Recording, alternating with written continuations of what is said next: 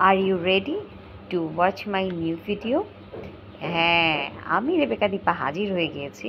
ওই যে একদিন আমার লাইফে কি ঘটলো। আজ অবশ্য একদিন না, একটা মুহূর্তের গল্প নিয়ে আপনাদের কাছে হাজির হয়েছি। Welcome to my channel Arishan Rebecca's diary. আর অবশ্যই ভুলবেন না লাইক, শেয়ার আর সাবস্ক্রাইব করতে।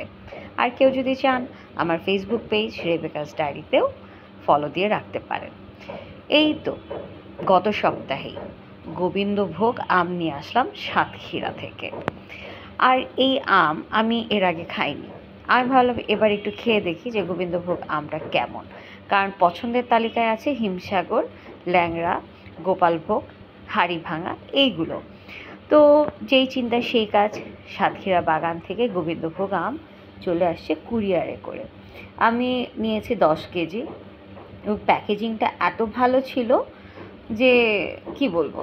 তবে সবচাইতে আশ্চর্যের কথা, এই কেমিক্যাল মুক্ত ফ্রেশ বাগানের আম তো পেড়ে পাঠিয়েছে ঠিকই, কিন্তু এখনও পাকেনি। আমার তো আম দেখে লোভ সামলানোটাই কঠিন হয়ে গেছে। এখন কি করি?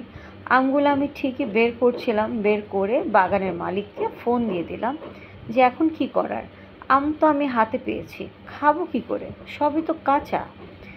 যেই চিন্তা সেই কাজ।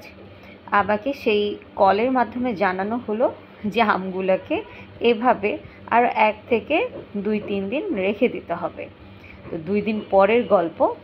আমি আমার যে সাহায্যকারী নাজমা আছে তাকে বললাম যে আমটা পেকেছে সে আমটা কেটে আমাকে এক্ষুনি দাও। সে বেছে 2টা আম বের করেছে, বের করে সুন্দর করে ধুয়ে কাটা শুরু। বারবার বলছে আপা আমগুলো মিষ্টি।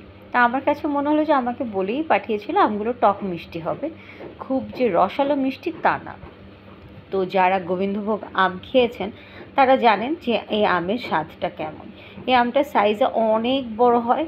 এক একটা আম প্রায় 600-700 গ্রামের মতো ওজনে আসে, অনেক আম 1 কেজির মতো হয়।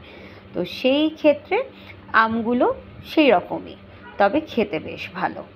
ধন্যবাদ আমার এই ভিডিওটা দেখবার জন্য। সবাই ভালো থাকবে।